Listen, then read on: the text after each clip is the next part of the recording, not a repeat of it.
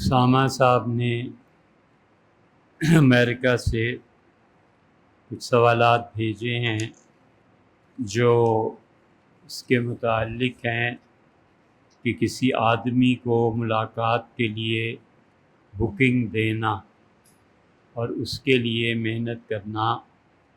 تو اسامہ صاحب، سوال تو بہت طویل ہے، اس کی بجائے ہم جواب آپ سے عرض کر دیتے ہیں کہ جو اجرت کی بات آپ نے کی ہے تو اجرت کے مقابلے میں کوئی بھی ایسا نفع دینا جو معلوم ہو، معروف ہو، پتہ ہو کہ یہ کام کیا جا رہا ہے اور اس کے مقابلے میں یہ نفع دیا جائے گا تو یہ اجرت لینا جائز ہے۔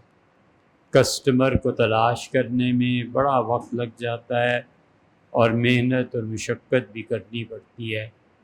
ایک پراپرٹی ڈیلر ہے، وہ اب آدمی تلاش کرے جو اس کوٹھی کو خرید لے، اس میں اسے اپنی ذہنی فکر اس کا بھی ہوتا ہے، پھر اس کے ساتھ ساتھ وہ محنت بھی کرتا ہے، کسی کے گھر جاتا ہے، ملتا ہے، فون کرتا ہے اور وقت دیتا ہے۔ تو یہ ساری چیزیں معلوم منفعت ہیں، یعنی وہ جو اسے کریڈٹ ملنا ہے وہ نفع اس کو معلوم ہے کہ اگر میں نے یہ مکان بیچ دیا تو وہ اس پہ مجھے کمیشن ملے گا اور جو لیں گے وہ بھی، تو اس لیے وہ اتنی محنت کر رہا ہے نا، یہ جائز۔ دوسری بات، یہ جو ایجنٹس ہوتے ہیں ان میں فیصدی رقم طے کر دی جاتی ہے، ان جتنے میں سودا ہوا اتنے پرسنٹ میرا ہوگا۔ کیا طے کر دیا جاتا ہے کہ جو بھی ہوگا وہ اس میں سے اتنے لاکھ میں اس کے لوں گا۔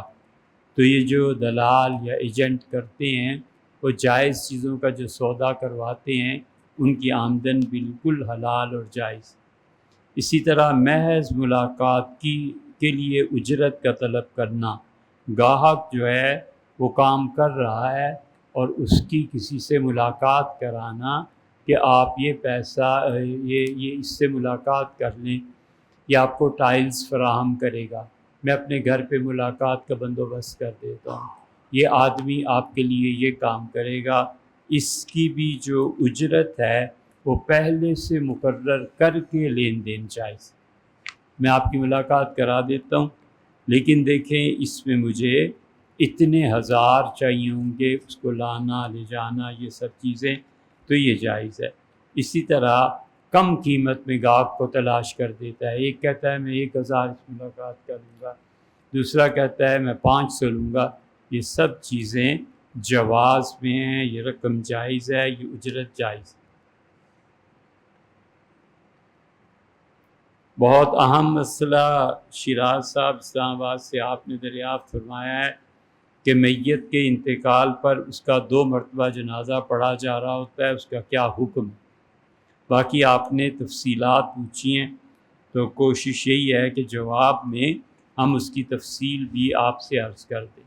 یہ یاد رکھنا چاہیے کہ شریعت میں 2 نمازیں ایسی ہیں جن کا دہرانا جائز ہی نہیں، ایک عید کی نماز، ایک جنازے کی نماز، بس۔ جنازے کی نماز دوبارہ نہیں پڑھی جائے۔ لندن میں جنازہ ہو گیا، پاکستان آ گئی ڈیڈ باڈی، اب کسی ایسے شخص کو وہ جنازہ پڑھنا ہی جائز نہیں ہے جو اس کا ولی اور وارث نہیں۔ ولی اور وارث نے یاد رکھنا، اگر کہہ دیا کہ جنازہ پڑھا دیں تو اسے اپنے حق کو بھی کھو دیا، چھٹی۔ سمجھے؟ لندن سے فون آیا کہ عبدالعزیز صاحب کا انتقال ہو گیا، آپ کے والد کا، اس نے کہہ دیا کہ آپ جنازہ پڑھا دیں وہاں اور پھر میت پاکستان بھیج دیں، تو اس کی چونکہ اجازت سے پڑھا گیا نا، تو وہ جو جنازہ پڑھا گیا ہے بس وہ کافی ہے، اس کی اجازت ہو گئی، یہ بھی کافی ہو، نہ اب اس کے پاس حق ہے نہ عام مسلمانوں کے پاس، تو میت لائی جائے گی اور اسے اسی طرح دفن کیا جائے گا جو عام مسلمان اس کے گاؤں شہر کسی بھی علاقے کے ہیں وہ جنازہ نہیں پڑھیں گے۔ شریعت کا حکم یہ ہے۔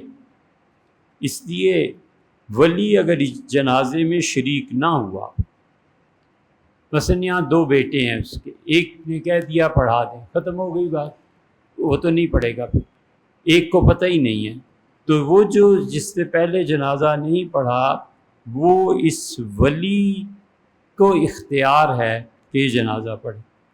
ولی خود شامل ہو جنازے میں تو اس وقت پھر وہ جنازہ پڑھ سکتا ہے۔ ولی نے نہیں پڑھا، اور 2-4 اولیاء تھے نہیں پڑھا، صرف ان کے لیے جنازہ جائز۔ یاد رکھیے یہ نہیں ہو سکتا کہ ولی جنازہ پڑھائے جس نے اجازت نہیں دی تھی، پوچھا ہی نہیں گیا تھا یا کوئی بھی وجہ، وہ اکیلا 2 جنازے پڑھیں، بے شک پڑھیں، باقی لوگ نہیں پڑھ سکتے۔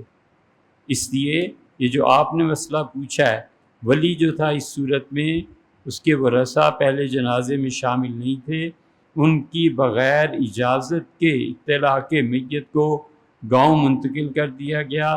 اب یہ اولیاء جو ہیں نا اس کے وہی صرف دوسرا جنازہ پڑھ سکتے ہیں، باقی کسی کا حق نہیں، سمجھے؟ اس لیے جن لوگوں کے جنازے لندن، امریکہ ادھر ادھر ہو جاتے ہیں، پھر لا کے اس کا جنازہ پڑھانا یہ شریعت کے خلاف۔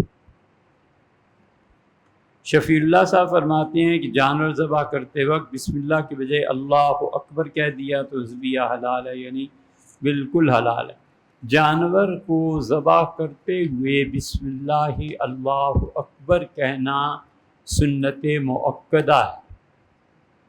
فرق سمجھیے، ایک ہے بچے اللہ کا کوئی بھی ذکر کرنا یہ ضروری ہے۔ سبحان اللہ کہہ کے ذبح کیا ہو گئی تو، الحمدللہ کہہ کے ذبح کیا، اللہ کا نام تو لیا ہے، اللہ تعالیٰ کو کوئی وصف تو بیان کیا ہے، بالکل ٹھیک۔ اگر وہ یہ کہتا بسم اللہ اللہ اکبر تو پھر اس کہنے میں وہ سنت مؤکدہ کا اتباع کرتا کہ حضور صلی اللہ علیہ وسلم ہمیشہ یہ جملہ فرماتے تھے۔ لیکن فقہا کہتے ہیں کہ بسم اللہ الرحمن الرحیم کسی نے پڑھ دیا، کسی نے کچھ اور پڑھ دیا، تو مراد ہماری یہ ہے کہ ذبح میں صرف بسم اللہ ہی نہیں بلکہ مطلقاً کوئی بھی اللہ کا ذکر کیا جائے، ذبیحہ جائز ہو جائے گا۔ سبحان اللہ، الحمدللہ، اللہ اکبر، اللہ کا نام لیا جانا ضروری ہے، اور بسم اللہ واللہ اکبر کہنا یہ سنت مؤکدہ ہے۔ فرقہ کرامیہ کیا تھا، اس کے عقائد و نظریات کیا تھے؟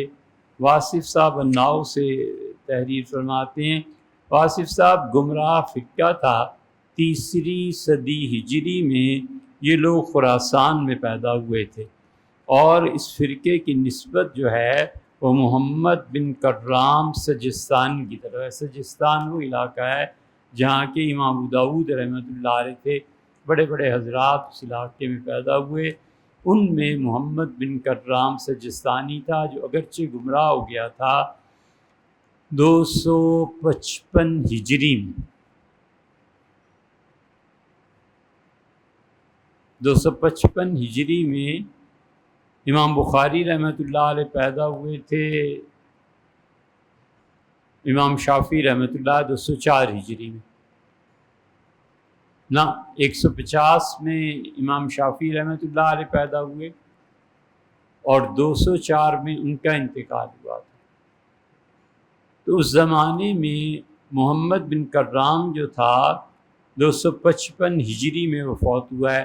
ذہبی رحمۃ اللہ علیہ نے سیر اعلام النبلاء میں یہی لکھا ہے، اور امام ذہبی رحمۃ اللہ علیہ نے اس کی تعریف کی ہے کہ گرچہ گمراہ تھا لیکن دنیا سے بے نیاز تھا، اللہ کی بہت عبادت کرنے والا تھا، شہرت اس کی زیادہ نہیں ہوئی، اس لیے تھا گمراہ فرقہ کرامیہ، لیکن اس کے افکار اور نظریات کو لوگوں نے قبول کیا۔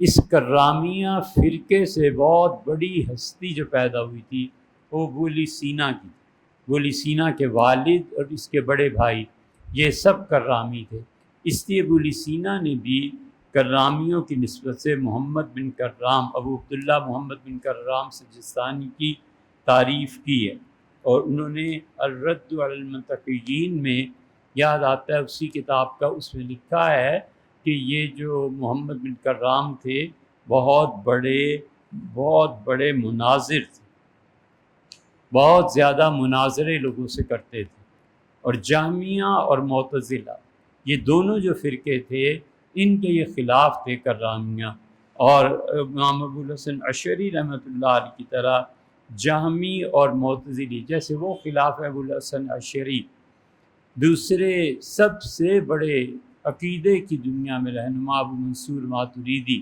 رحمہ اللہ، جس طرح وہ خلاف معتزلہ وغیرہ کے، اسی طرح یہ محمد بن کرام اس معاملے میں ہم ماتریدیوں کے ساتھ متفق تھا، لیکن پھر ان کے آگے چل کے گروہ بن گئے تھے، حقائقیہ تھا ایک گروہ، ایک تراقیہ تھا، ایک اسحاقیہ تھا۔ انہوں نے اللہ تعالیٰ کے لیے جسم کا ثبوت دیا ہے، اور یہ بہت بڑی گمراہی ہے۔ اسی طرح انہوں نے اللہ تعالیٰ کے لیے یہ ثابت کیا ہے کہ خدا کے لیے ایک سائیڈ ہے۔ سائیڈ اگر مان لی جائے خدا کے لیے، تو جو چیز بھی سائیڈ ہے، اوپر ہے، نیچے ہے، دائیں ہے، بائیں ہے، تو اس کا جسم محدود مانا جائے گا نا۔ یہ وہ گمراہی کی بات ہے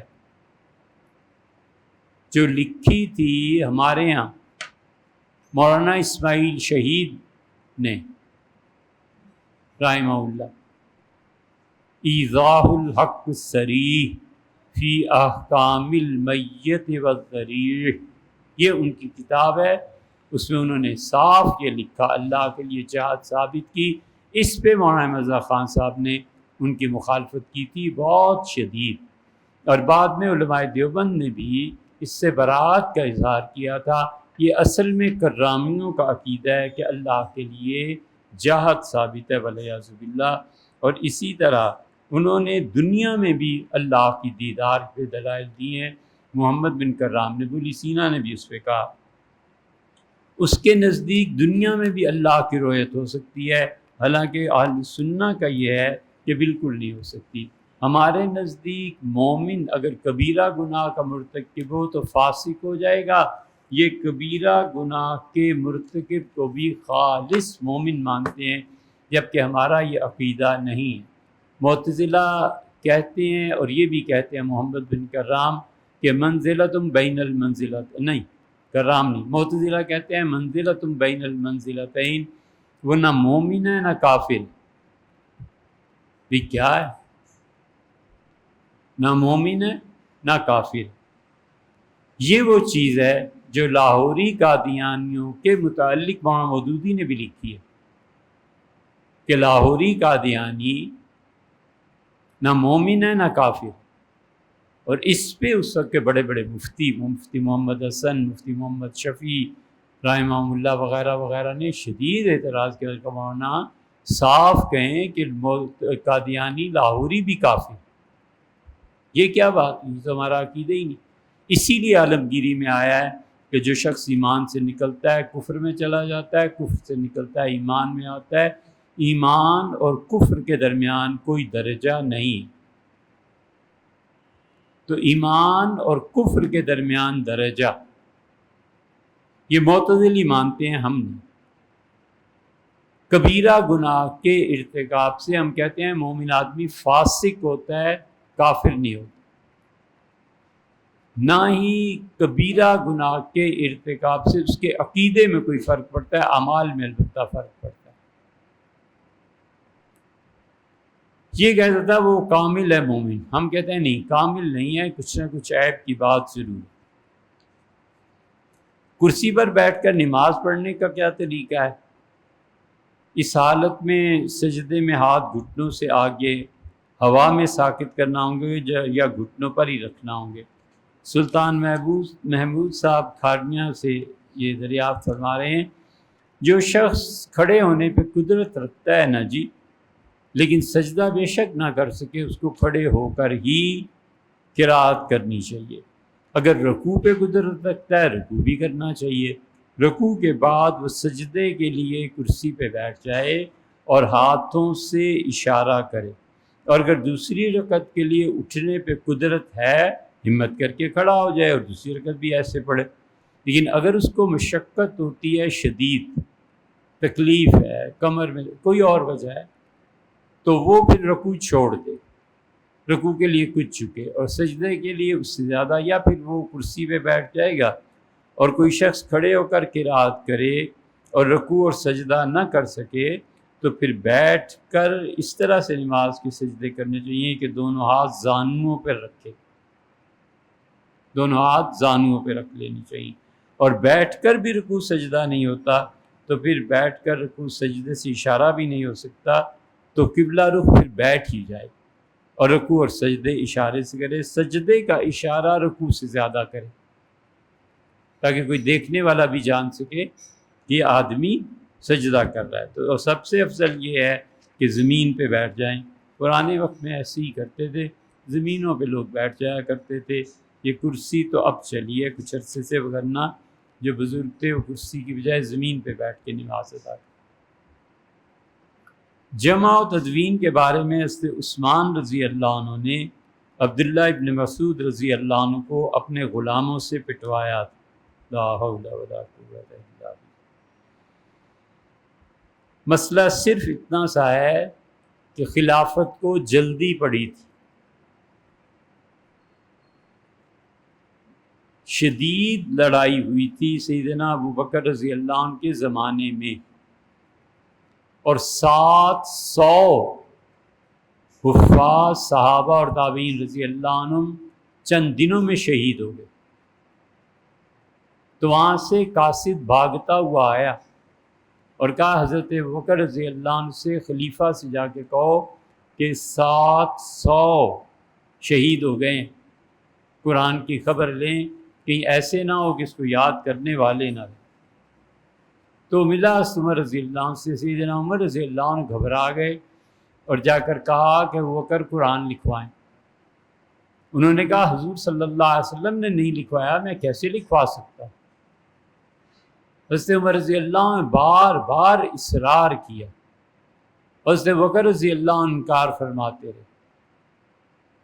قرآن سب سے پہلے لکھا گیا تھا حضرت رسالت مآب صلی اللہ علیہ وسلم کی حیات طیبہ میں ہی، اور 2 مرتبہ آپ نے قرآن سنایا تھا جبریل امین کو، اور جبریل نے حضور صلی اللہ علیہ وسلم کو اور قرآن کریم کو۔ پھر حضرت ابوبکر رضی اللہ عنہ قائل ہو گئے۔ حضرت عمر رضی اللہ عنہ کہتے تھے میں نے اتنا اصرار کیا کہ ان کا سینہ کھل گیا کہ ہمیں کام کرنا چاہیے۔ یہ انہوں نے کروایا تھا حضرت زید بن ثابت رضی اللہ عنہ سے، اور زید بن ثابت رضی اللہ عنہ سے اس لیے کروایا تھا کہ زید بن ثابت وہی لکھا کرتے تھے حضور صلی اللہ علیہ وسلم پہ جو آتی تھی۔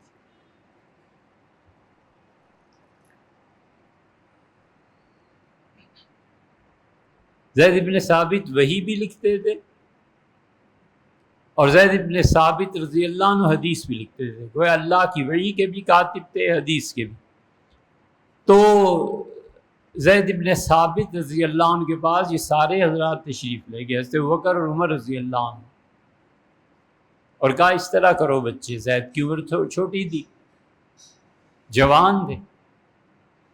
انہوں نے کہا کہ اللہ کی قسم اگر آپ یہ کہیں کہ میں ایک سوئی سے احد پہاڑ کھرچ کے دوسری جگہ لے جاؤں تو میرے لیے آسان ہے، اللہ کی کتاب میں دخل نہیں دیتا۔ سیدنا عمر رضی اللہ عنہ نے یقین دلایا کہ جو میں کہہ رہا ہوں اس میں خیر۔ انہوں نے قرآن پاک لکھ دیا، قرآن پاک کی تحریر ہوئی، اور وہ ام المومنین حضرت حفصہ رضی اللہ عنہا کے ہاں چلا گیا۔ حضرت عثمان رضی اللہ عنہ کو اطلاع ملی کہ آذربائیجان اور ان علاقوں میں قرآن کے پڑھنے پہ اختلاف ہے، ایک ہی لفظ کو کوئی کچھ پڑھتا ہے کوئی کچھ پڑھتا ہے، اور وہ آپس میں لڑ پڑے ہیں۔ امیر المومنین توجہ کیجئے قبل اس کے کہ امت ٹکڑوں میں تقسیم ہو جائے، اس قرآن کو پھیلائی۔ انہوں نے وہ قرآن منگوایا اور کہا اس کے 8 نسخے کرو۔ ایک نسخہ اپنے لیے مسجد نبوی میں رکھا، 7 نسخے انہوں نے پورے عالم اسلام میں بھیج دیے، مصر میں بھیج دیے، کوفہ میں بھیج دیے، آذربائیجان میں بھیج دیے، اور کہا یہ جو قرآن ہے نا، کسی کا بھی اختلاف ہے تو جامع مسجد میں آئے اور دیکھے اس کتاب میں کیا لکھا ہوا ہے، بس وہی اصل۔ اور جو قرآن کریم کی بعض آیات ایسی تھیں جن کے ساتھ تشریحی الفاظ لکھ دیے گئے تھے، بس حضرت عائشہ رضی اللہ عنہ کے قرآن میں لکھا تھا کہ حافظوا علی الصلوات، نمازوں کی حفاظت کرو، والصلاۃ الوسطیٰ، اور درمیان والی نماز کی۔ ام المومنین حفصہ رضی اللہ عنہ نے وسطیٰ کے بعد بریکٹ میں لکھوا دیا کہ صلاۃ العصر، وسطیٰ کی نماز، درمیان والی نماز عصر ہے۔ اب لوگوں کو کیا پتا کہ یہ تفسیر ہے، کہ اس کی تشریح کی گئی ہے۔ تو حضرت عثمان رضی اللہ عنہ نے ایسے سارے نسخے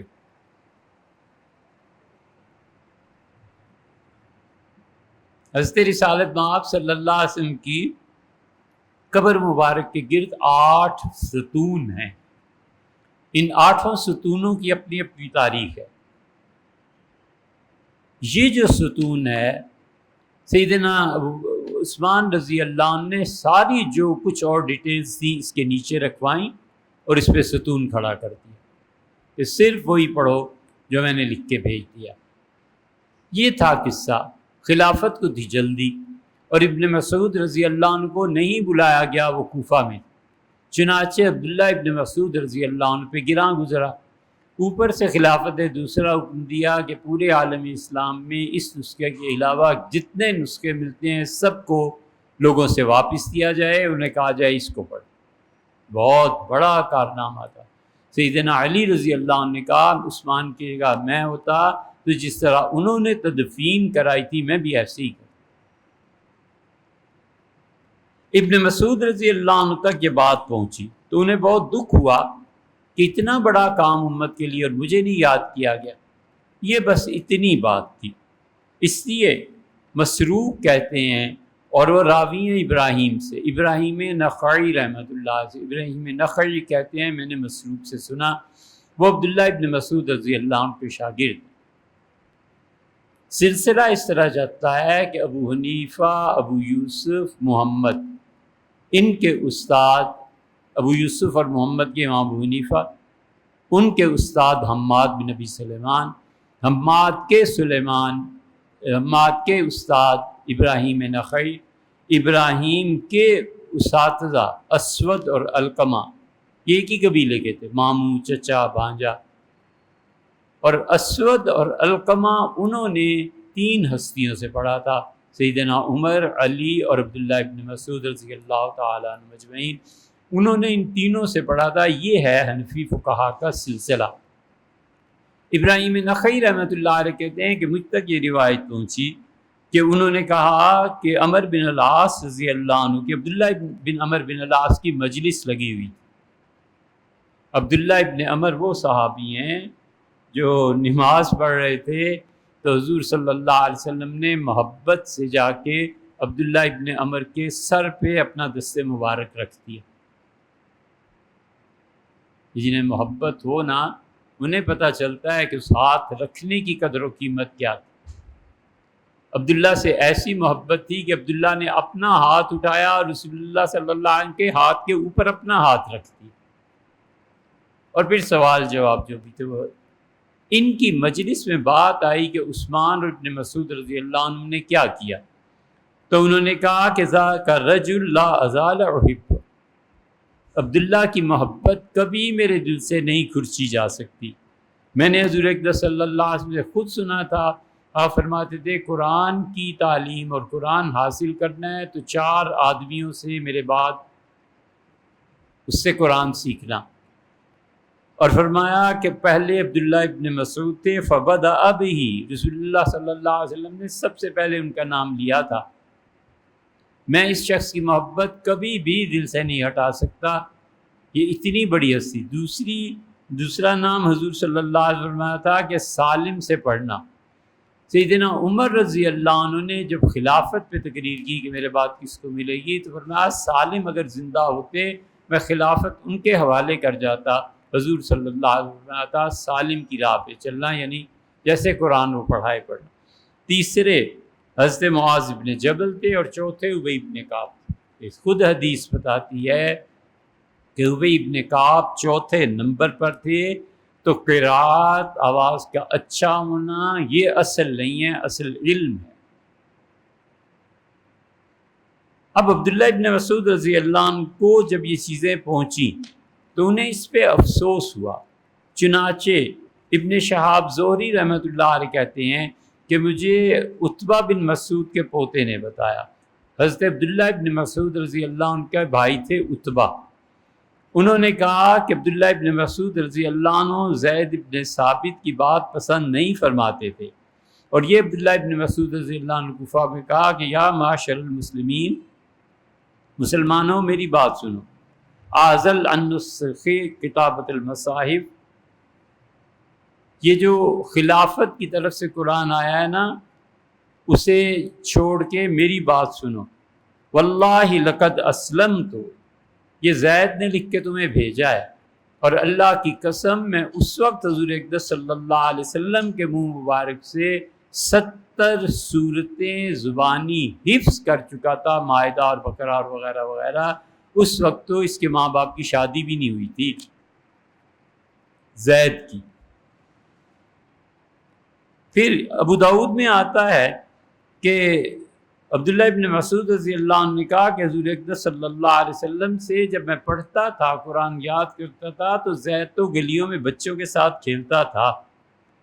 پھر انہوں نے ایک جملہ کہا، انہوں نے کہا زید نے قرآن لکھ کے بھیجا ہے، وہ جس سے بچپن کی زلفیں اب تک رکھی ہوئی ہیں، اور انہوں نے مدینہ منورہ میں لکھا تھا۔ ابن مسعود رضی اللہ عنہ نے کہا کہ وہ اس میں مجھے انہوں نے شامل نہیں کیا، لیکن اصل بات یہ تھی کہ یہ جو حکم آیا تھا نا کہ اس کے علاوہ باقی نسخوں کو چھین لو، باقی نسخوں کو ختم کرو، یہ زیادہ گراں تھا۔ اس لیے عبداللہ ابن مسعود رضی اللہ عنہ نے کہا من استطاع منکم ان یغل مصحفہ، تم میں سے جو آدمی اپنے گھر کی کونے میں اس قرآن کو چھپا سکے جو میں نے تمہیں لکھ کے دیا ہے، تو چھپا لو اس قرآن کو، اور حکومت کو ہرگز نہ دینا، اور یہ کہو یہ قرآن جو تم چھپا کے رکھو گے قیامت میں اللہ تمہارے ساتھ کر دے گا۔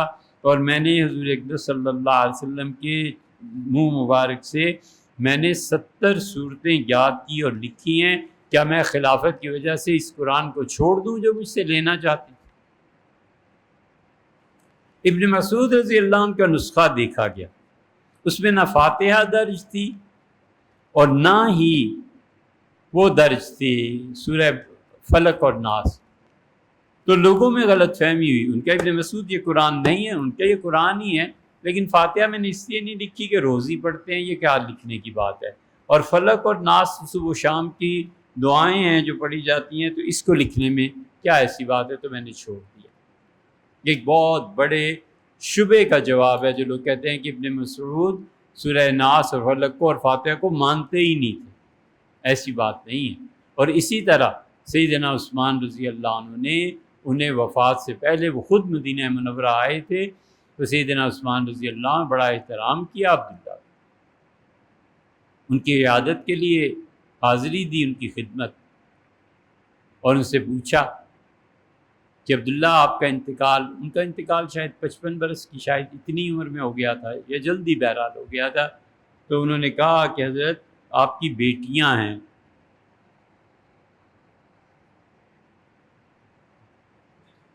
شادیاں بھی باقی ہیں، اور بڑا حق ہے آپ کا حکومت کے خزانے پہ، میں کیا رقم پیش کر دوں تاکہ بیٹیاں۔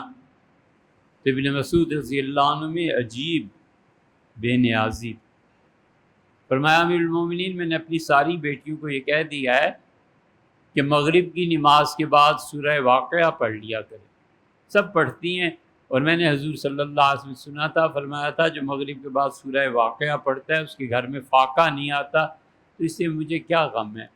حضرت نے جو فرمایا تھا میں نے تلقین کر دی، یہ تھا ایمان، اور یہ تھی حدیث، اور یہ تھی حضور صلی اللہ علیہ وسلم کی محبت۔